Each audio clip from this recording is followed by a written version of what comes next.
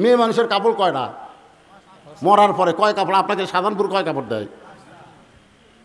আপনারা জানেন না মেয়ে মানুষের কয় কাপড়? তো সবাই কর না একেবারে পুরুষের মতোই 3 কাপড়, আর 2 কাপড় 2 জায়গার জন্য আলাদা। একটা হলো মাথা বাঁধ, একটা হলো সিনা বাঁধ। আমার কথা বুঝলেন? মেয়ে মানুষের 2টা জিনিস মানুষের খুব লোভ ধরে, একটা হলো বুক আর একটা হলো মাথার চুল। আর সেই চুল এরা বেচা খায়, আছে না নাই? মেয়ে মানুষের যে চুল বেচা আপনারা জানেন? আপনার বউ যে চুল বেচা খায় আপনি জানেন? তারপরে খাটনি 5 কাপড় দিয়ে থুয়ে আবার খাটনি চাদর দিয়ে ঢাকছে। সবাই বলতেছে মেয়ে মানুষ মরে গেলে লাশ দেখা জায়েজ নাই। কে রে, মরা লাশ দেখা জায়েজ নাই না জেতা দেখা জায়েজ নাই? আপনারা বলেন তো, মেয়ে মানুষের জেতা দেখা জায়েজ নাই না মরা দেখা জায়েজ নাই? তো জেতা দেখা জায়েজ নাই ফতুয়া কেউ দেয় না। 5 কাপড় দেওয়ার পরে আবার খাটনি ঢাকা তো চাদর দিয়ে ফেরেশতা এসে ঘুরতেছে আর বলতেছে, আল্লাহ এই মেয়ে যখন বাঁচাইছিল সাধারণপুর মধ্যপাড়ার সবাই অক্সিনে ওই ভোটর ডালা ছিল। আল্লাহ, ভোটর ডালা ছিল, ধরে করে কাঠ ডালা ছিল। আমাকে লাগে এক মেয়ে মানুষ ভোটর ডালা, ভাই যত মরদ মানুষ দেখে দৌড়ে দেয়, হাত ধরা খায়, ভাই ভোটটা আমাকে দেওয়াই লাগবে, হাত চাটালে বলতে ভোটটা কিন্তু আমাকে দেওয়াই লাগবে। ভাই আমি মেয়ে মানুষ দেখাই জিকে এলে প্রেম যায়, সেরকম আমি জোরে যাচ্ছি, তো আমাকে ধরবি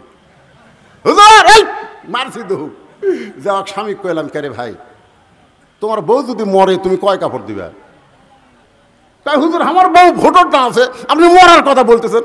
আরে পাগলা, একদিন তো মরবি, কি কোন একদিন মরবি না? তো মরে গেলে কয় কাপড় দিবে?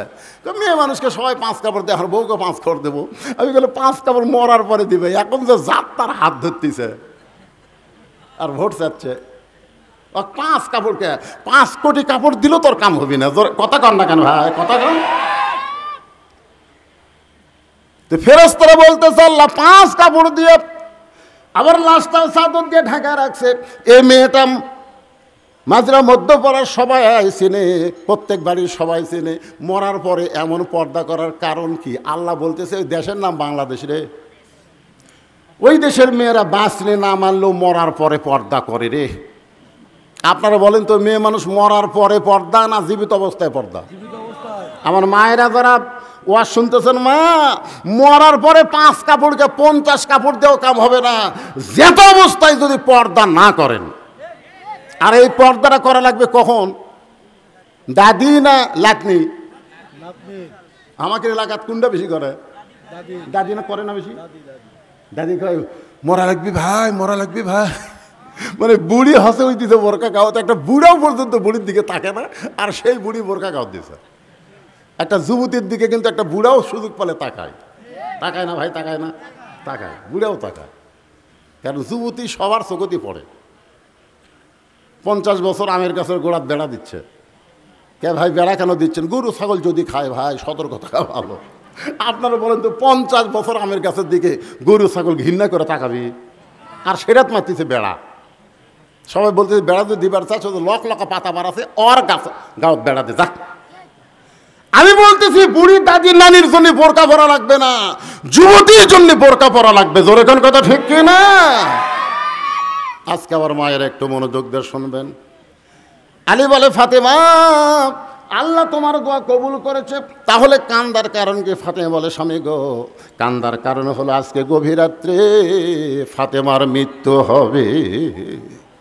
যেই কইছে গভীর রাত্রে ফাতেমার মৃত্যু হবে, গাছের গোড়া কাটলে গাছটা যেমন ঠাস করে পড়ে যায়, হযরত আলী তেমনি পড়ে গেলেন ঘরের মাজায়।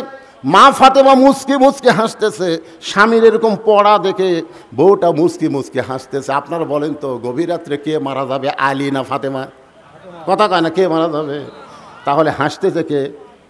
ফাতেমা। আর কাঁদতেছে কে? আলী।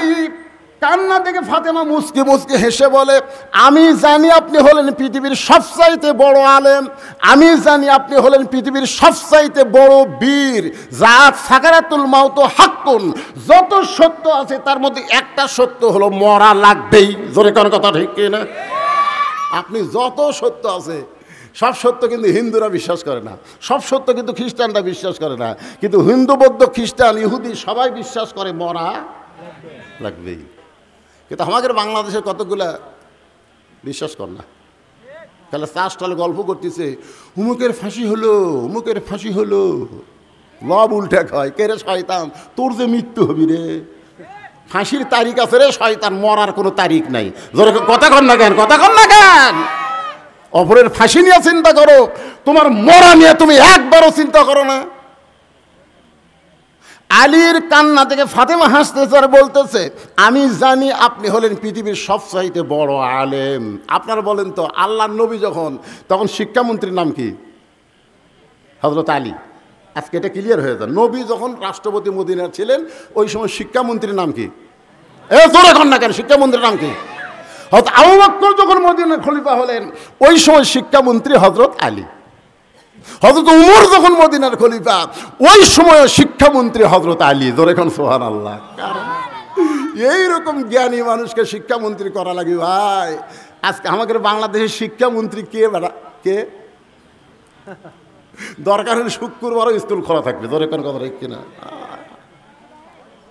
শিক্ষামন্ত্রী।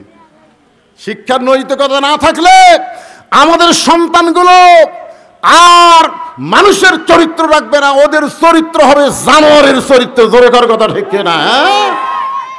প্রাইমারির ক্লাস শুয়ে পড়ে, ব্যাগ কান্দত নিয়ে খাড়া হয়ে পেশাব করে। আমি বললাম, কে রে বেটা, এই বসে থাকে কর। কোন ক্লাসে পড়িস? শুয়ে পড়িস চাচা। তো কেমনে পেশাব করা লাগে, তোর স্যার তোকে শিখাইনি? ওকে চাচা দেখি খন প্রাইমারি পেশাবখানার যাই দিকে আমার স্যারই খাড়া হয়ে পেশাব করে, ওর স্যারই খাড়া হয়ে পেশাব করে। উনি সেই শিক্ষা গ্রহণ করতেছে, আর সেই শিক্ষার শিক্ষামন্ত্রী। আজকে আমাদের বাংলাদেশের সন্তানগুলো ভবিষ্যতে কি হবে চিন্তা করার দরকার আছে না নাই? জোরে কোন আছে না নাই? শিক্ষামন্ত্রী হযরত আলী। আল্লাহ রাসূল বলেন, আনা মাদিনাতুল ইলমি ওয়া আলী বাবুহা, আমি হচ্ছে এলিমের শহর, আলী হচ্ছে তার দরওয়াজা। আপনি এত বড় জ্ঞানী হয়ে, এত বড় বীর হয়ে মরার খবর শুনে আপনি এমন করে কাঁদতেছেন কেন? কারণ আসলে যাইতে হবে। এ কথাটা সবাই বিশ্বাস করে সুন্দর করে সুরে সুরে বলেন, যাওয়া কিন্তু লাগবে। তাহলে সবাই বলেন, আসলে। আল্লাহ, কারা কারা বলতেছেন আল্লাহ? আচ্ছা, এই কথা কি মিথ্যা না সত্যি? তাহলে একটু জোরে কর না কেন? আপনার কান্দের ফেরেশতারা ওরা কি মনের খবর জানে? তাই আপনি জোরে বললি তো ওরা লিখবে। আসলে কবে? আচ্ছা, যাওয়ার যে বিষয়ে যাওয়ার তারিখ নাই, তাহলে আমাদের যে সাইজ বর্তমানে, এই সাইজে যে আমরা মরি ভাই। আপনি বলেন তো, কোনো বেনামাজি যদি মরে যায়, ওই কবরত যাওয়ার পরে প্রথম প্রশ্ন কি হবে? আপনারা এগুলো জানেন না? বেনামাজি মরিছে, মুনকির নাকি যা বলতেছে, মান রব্বুকা, তোর রবকে? না না, বেনামাজি। বেনামাজি যা পিটন খাবি ভাই। আর নামাজি যখন কবরে যাবে, মুনকির নাকির যখন বলবে, মান রব্বুকা, তোমার রবকে? ওই যাক প্রশ্ন করতেছে আল্লাহ, তার চোখত ঘুম দিয়ে দিবি, ওই ঘুমের থেকে চেতনি পাবি না। মুনকির নাকির প্রশ্ন করতেছে, মান রব্বুকা, তোমার রবকে? এমন সময় নামাজ খাড়া হয়ে বলবে, এই মুনকির নাকির, এই দুনিয়ার কষ্টের জীবন শেষ করে কবরে দেখতো আরামের ঘুম পাড়তেছে, কিসের প্রশ্ন রে? তো কই, ভাই আপনি কে? এটা আরামে লাশ সাহেব ঘুম পাড়তেছে, আপনি কে ভাই? আমি আমার নামাজ। নামাজ মান রব্বুকা প্রশ্ন করতেছিস, এই সারা জীবন কয় ওয়াক্ত নামাজ পড়ছে হিসাব দে। মুরগি নাকির কয়, আমার কাছে তো ক্যালকুলেটর নাই। তো ক্যালকুলেটর নাই তো মান রব্বুকা প্রশ্ন করিস? যতবার মসজিদের মধ্যে ঢুকছে নামাজের নিয়ত করে এই লোকটা বলছে আলহামদুলিল্লাহি রব্বিল আলামিন। যখনই রুকুত গেছে সকলে বলছে সুবহান রাব্বিয়াল আযীম, সেজদাত গিয়ে বলছে সুবহান রাব্বিয়াল আলা। তো দুনিয়াতে এতবার রব রব করে কবরত কেবল ঘুমাইছে, আর আবার রব। মুরগি নাকির কয়, আল্লাহ তোমার বান্দাকে মান রব্বুকে প্রশ্ন করার পরে নামাজ যে গরম আছে, আল্লাহকে যে নামাজ যে কবরে আইছে তার সব উত্তর হয়ে গেছে। জোরে করে সুবহানাল্লাহ, জোরে করে সুবহানাল্লাহ। আর যারা বেনামাজ হয়ে মরতেছেন, কি মন খারাপ করতেছেন? মসজিদের উন্নয়ন মানে খালি মসজিদ, হায় রে কি করে ফেলা দিতে রে। কলিতা শান্তি রে, 201 গম্বুজ মসজিদ রে, আমার এলাকার ছেলেরা হাইস মাইক্রো ভাড়া করে দেখবার গেছিল টাঙ্গাইলের গোপালপুরে। আশা করি হুজুর দেখছেন আপনি সেই মসজিদ হুজুর, আমরা ছাদের উপরে যা গম্বুজ গুনছি হুজুর 201টা। হায় হায় মসজিদ দেখে কলজা শান্তি হুজুর। বারবার যখন এই কথা বলতে আমি বললাম ভাই তোরা গেছিলু কয়টায়? সকাল 11টায়। ওখান থেকে মসজিদ দেখে ফেরত আসি কয়টায়? বিকাল 3টায়। তার মধ্যে যে একটা নামাজ গেল জোহরের, সে নামাজের খবর কি? তখন কয় হুজুর আমরা তো দেখবার গেছি হুজুর। সাপাত জুতের বাড়ি মারা দরকার, জোরে করে কথা ঠিক কিনা? আপনার কোন তো মসজিদ দেখার জন্য সরকার বানাছে?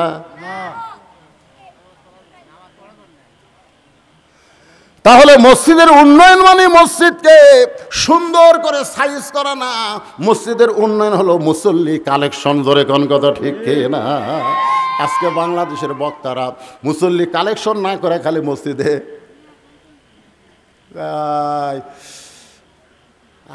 এসি করা লাগতেছে হুজুর, ফ্যান দেওয়ার হচ্ছে না।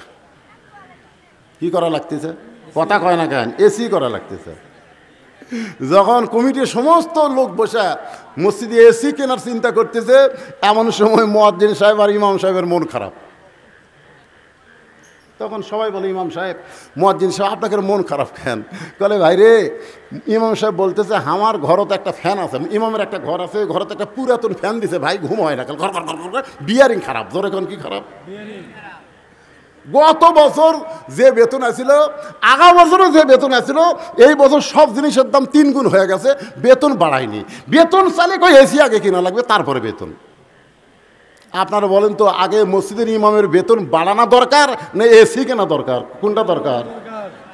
আপনারা হক কথা কর না কেন? কোনটা দরকার? আপনি তো বইয়ের গলা ধরে ঘুম পাড়েন, আর সালাতু খায়রুন নাওম কে কইরে? আজকে মুয়াজ্জিনের বেতন যদি বর্তমান বাজার মূল্যে দিবার না পারেন, যতই নামাজ পড়েন একটা নামাজও কবুল হবে না, একটা নামাজও কবুল হবে না। জানেন 5 ওয়াক্ত যে ইমাম নামাজ পড়ায়, বর্তমান বাজার মূল্যে যদি বেতন দিবার না পারেন, মসজিদ খালি এত ঢপ করে লাভ হবে না, আল্লাহ হাওড়া ভাঙ্গি পিটে। তোর এখন কথা ঠিক না? ভালো ইমাম নিয়ে আসেন, ভালো খতিব নিয়ে আসেন, ভালো মুয়াজ্জিন নিয়ে আসেন। আমাকে এলাকার এক মুয়াজ্জিন আযান দিবার গেলে কুত্তে এসে লোকমা দেয়, মানে যে মুয়াজ্জিন আযান ধরে কুত্তে জানলার কাছে মুয়াজ্জিন আযান দেয়, কুত্তে এত গরম কে? আমি একদিন মুয়াজ্জিনকে বললাম, কে ভাই কি? তো খুবই সমস্যা হুজুর, এ আযান দিবার আসলে কুত্তে এসে লোকমা দেয় করে। আমি বললাম মুয়াজ্জিন তুমি জানো তোমার দাম কত? বলে হুজুর আমার দাম কেমন? আমি তখন কোরআন থেকে একটা আয়াত তেলাওয়াত করলাম, ওয়ামান আহসানু কওলাম মিম্মান দাআ ইলাল্লাহ ওয়া আমিলা সলিহাও ওয়া ক্বালা ইন্নানি মিনাল মুসলিমিন। মুয়াজ্জিন কয় হুজুর এই আয়াতটা আল্লাহ কি আমার জন্য নাজিল করছে? আমি বললাম যারা আল্লাহ রাস্তায় দাওয়াত দেয়, সবচাইতে বড় দাওয়াত হলো আযান দেওয়া, তার সাথে উত্তম ব্যক্তি আর কেউ নেই। কিন্তু যে ব্যক্তি দাওয়াত দিবে সে দাওয়াত অনুযায়ী তাকে আমল করা লাগবে। ও মুয়াজ্জিন সাহেব, কুত্তা করার কারণ হলো তুমি সত্যি করে বলো তো, তুমি তো মসজিদে আযান দাও, তোমার ছেলেমেয়েরা কি নামাজ পড়ে? মুয়াজ্জিন বলতে হুজুর আমার 2টা আইডিয়া আছে হুজুর, এই শালা আইডিয়ারা চেতনই পায় না। আমি বলি এই জন্যই কুত্তে এসে লোকমা দেয় যে মুয়াজ্জিন আগে তোর বেটাক চেতন করা, তারপরে মসজিদে আয়। জোরে কোন কথা ঠিক কিনা? মুয়াজ্জিন মানে আমরা সবাই মুয়াজ্জিন। এক মুয়াজ্জিন মসজিদে আযান দেয়, আর প্রত্যেকটা বাড়ির বাবা তার সন্তানের জানলায় আযান দেওয়া লাগবে, বলা লাগবে। হয়তো মুয়াজ্জিনের আযানের চেতন পাবি না, কারণ আর্জেন্টিনার খেলা দেখে 3টা পর্যন্ত। জোরে কোন কয়টা পর্যন্ত? 3টা পর্যন্ত খেলা দেখে, ওর চোখত ঘুম নাই। যেই মাত্র খেলা শেষ হয়ে গেছে ওই এমন ঘুম দিছে ভাই, শীতকালে হচ্ছে খেলা, ওই খেলার সময় যখন মুয়াজ্জিন ফজর আযান দেয়, ওই আযান শুনে আপনার ছেলে বিরক্ত হয়ে ওই ল্যাপটা মাথার উপর দেয়। ল্যাপটা যখন মাথার উপর দেয় তখন পাও তো বার হবে, ওই পাও টানে না বুকের সঙ্গে জ্যাপটা ধরে থাকে। আপনি বাবা জানলাতে তাকায় দেখতেছেন ল্যাপের মধ্যে মনে হয় চাউলের বস্তা ঢাকা থসে, মাথাও নেই পাও নেই, আমার পাটা গেল কোথায়? 3টা পর্যন্ত হইচই করে খেলা দেখলো, আর আজানের সময় পাটা কুটি রে বিলাই যেমন ইন্দুর ধরে, বাপটা চুপ চুপ করে পাঁঠার কাছে গেছে, যাইয়া যেই ল্যাপ টান দিছে ভাই,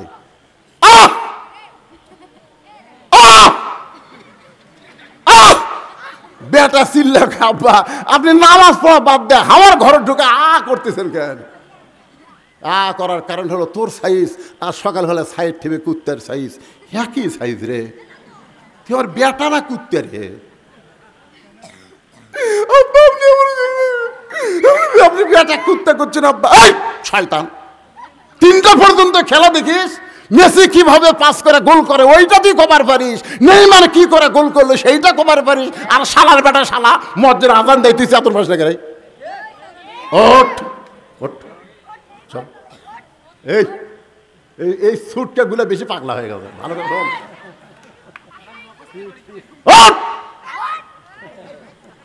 গোসল করবো না উজু করবো, কোনটা করবো কর, কারণ এখন দুটাই বলে করবে। তো এখন অজু করে মসজিদে নিয়ে গেছে, বাবা সুন্নত পড়ে বেটা সুন্নত পড়ে, কাতার রেখে আয় আমার কাছে খাড়া হ। বাপ বেটা কাতার বদ্ধ হয়ে নামাজ পড়ছে, ফেরেশতা কয় আল্লাহ বাপ বেটা একসঙ্গে নামাজ পড়লো খবর কি? আল্লাহ কয় বেটা যতই আর্জেন্টিনার খেলা দেখুক রে, ইহুদি খ্রিস্টানের খেলা দেখলি কি হবে, বাবার সঙ্গে জামাতে নামাজ পড়েছে, আমি আল্লাহ ঘোষণা দিলাম বাপ বেটা দুটাই জান্নাতি। এটা হচ্ছে মুসল্লি কালেকশন, জোরে কোন কথা ঠিক না? তাহলে বুড়া চুড়া ভাঙ্গা চুড়া আলে হবে না, লাতি লুত করলিয়া দাদা আসা লাগবে, জোরে কোন ঠিক? একটু মনোযোগ দিয়ে শুনবেন।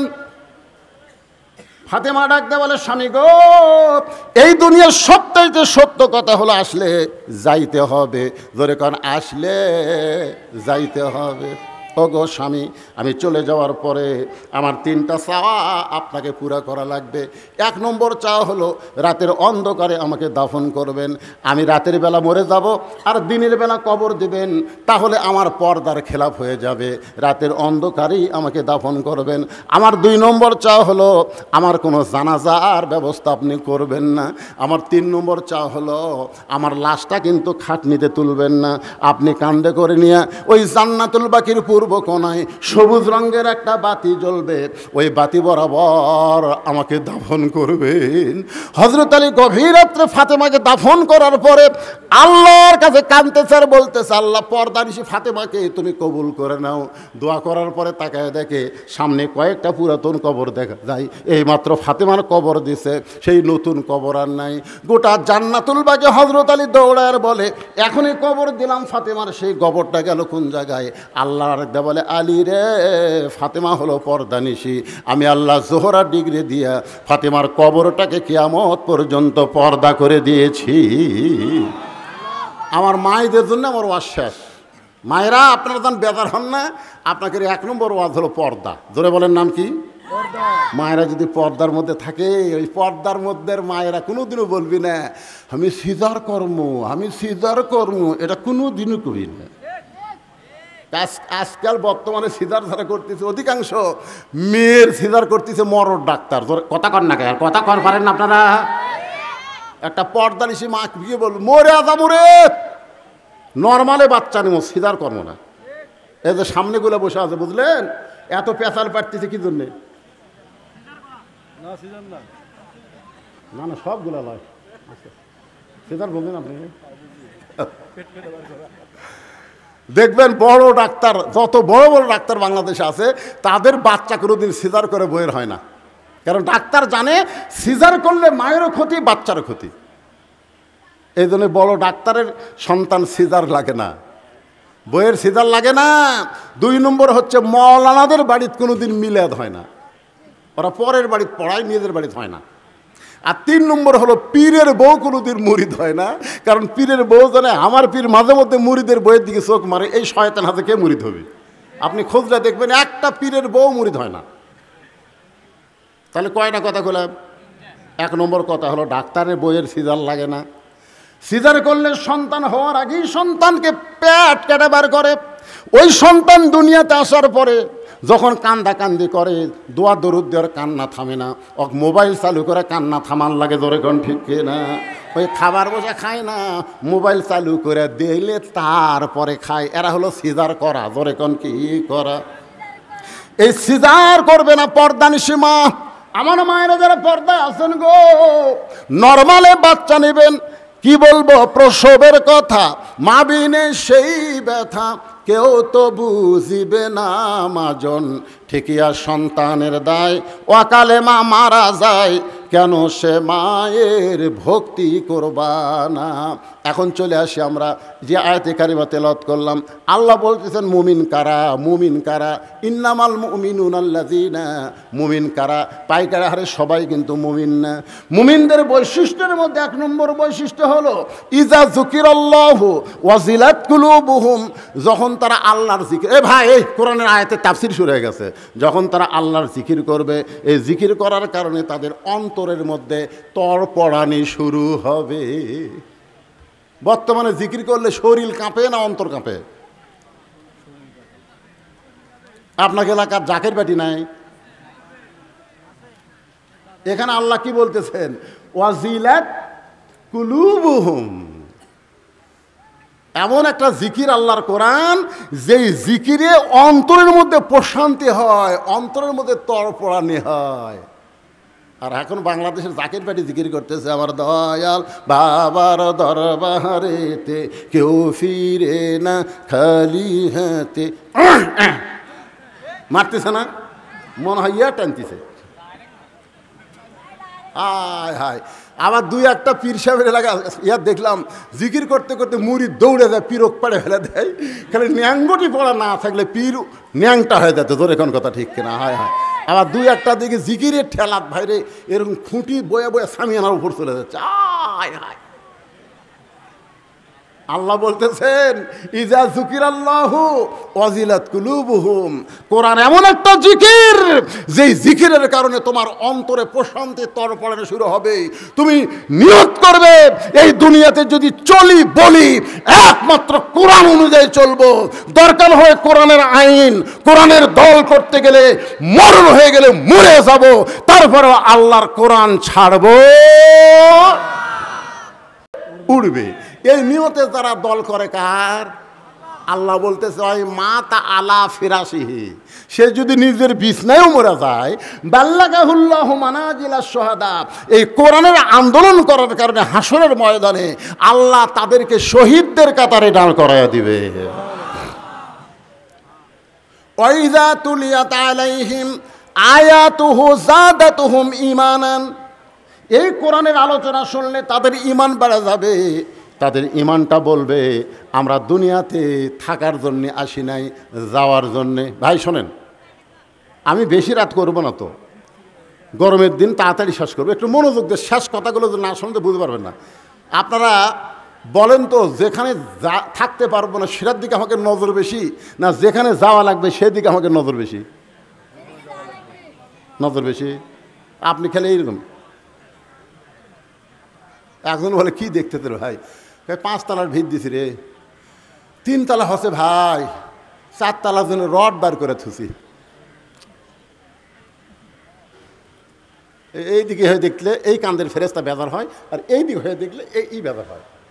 এই কে রে কি দেখিস রে, আমাকে লাগতিছে রে, ঠাসি লাগতিছে রে, কে রে ঘাড় কাজ করে ওপর দিকে কি দেখিস রে পাগলা, ওপর দিকে না দেখে নিচের দিকে তাকা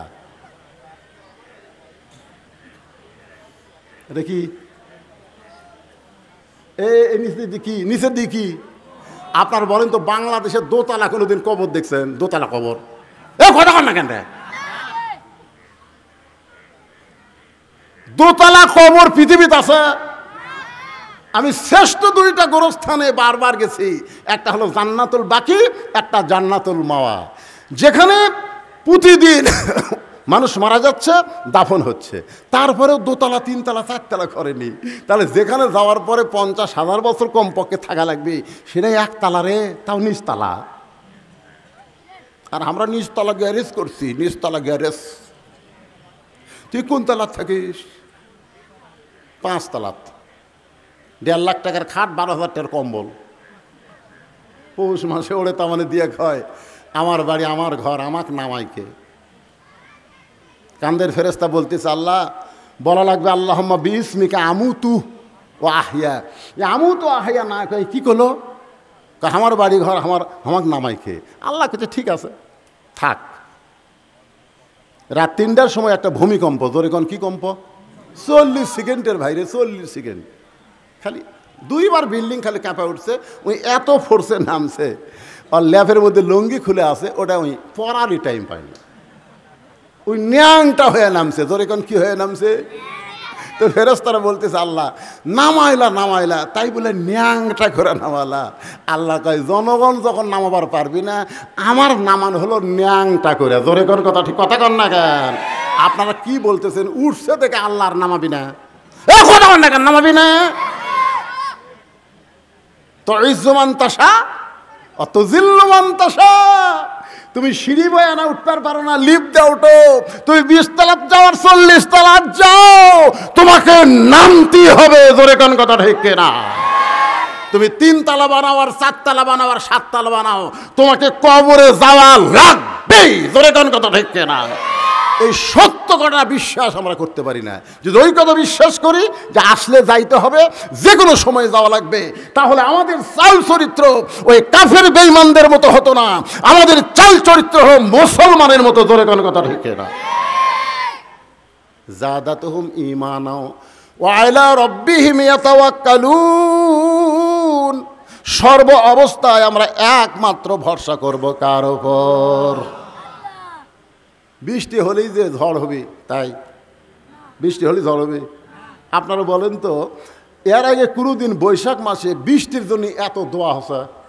কথা কন না কেন ভাই? আমি তো আমার 39 বছরে ওয়াজের বয়সে দেখিনি যে বৃষ্টির জন্য প্রত্যেক জেলায় জেলায় নামাজ। তারপরে যখন বৃষ্টি হচ্ছিল না, তখন আমাকে 2 জন করছিল, হুজুর আপনার বিরুদ্ধে আর কাম হবি না হুজুর। আমরা তখন আর শরমে মানুষ কিছুই করতে পারি না, গুনগুন করে আমি আরবি দিয়ে বৃষ্টির দোয়া করি। শোনেন, এই যে নামাজ হচ্ছে, দোয়া হচ্ছে দেখে একবার বৈশাখ মাসে যে বৃষ্টিটা হলো আপনাকে এলাকাত, আপনারা বলেন তো বৃষ্টি হচ্ছে না ঝড় হচ্ছে? কথা কন না কেন? কোনো ঝড় আছে? এরা দোয়া কবুলের লক্ষণ রে পাগলারা। এর আগে বৈশাখ মাসে মেঘ করলে আগে বাতাস হবি, ঝড় হবি, আম ফালাবি, আমের ডাল ভাঙবি, তারপরে পাথর হবি, তারপরে বৃষ্টি হবে। জোরে কথা কন না কেন?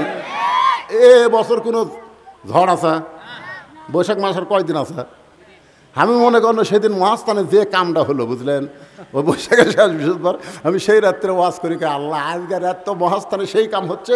আমি সিরাজগঞ্জে ওয়াজ করতেছি, আল্লাহ দেখ, আল্লাহ আল্লাহ তুমি গজব দেখ না আল্লাহ। হাই হাই শুনলাম কয়েক মন বলে গাঁজা খাসি রে। সুলতান বলকি মহীশ্বর পরশুরামের বিরুদ্ধে যুদ্ধ করে আল্লাহর দিন প্রতিষ্ঠা করলো, আর মহীশ্বরের পাটাগুলা যায় এখন কি করতেছে? গাঁজা খায়, গাঁজা খায়। আল্লাহ তারপর আমাদেরকে ঝড় দেয়নি, আমাদেরকে কোনো গজব দেয়নি। আজকে শুকরিয়া তান আল্লাহর ঘর মসজিদে আপনাদের কাছে রুমাল যাবে, ব্যাগ যাবে। শুকরিয়া তান যে কোনো বিপদ আপদ মুসিবত আল্লাহ দেয় না। সদকা তো তারুদ্দুল বালা, দান সদকা করলে আল্লাহ বালা মুসিবতকে দূর করে দেয়। এই জন্য আপনাদের কাছে রুমাল এবং ব্যাগ যাবে। মন খুশি করে যার যা ইচ্ছা আল্লাহর ঘরে আপনারা দান করবেন। রাজি আছেন? আপনাদের কাছে ব্যাগ গেলে, রুমাল গেলে কারা কারা 1 টাকাও দিবেন না? আছে কেন?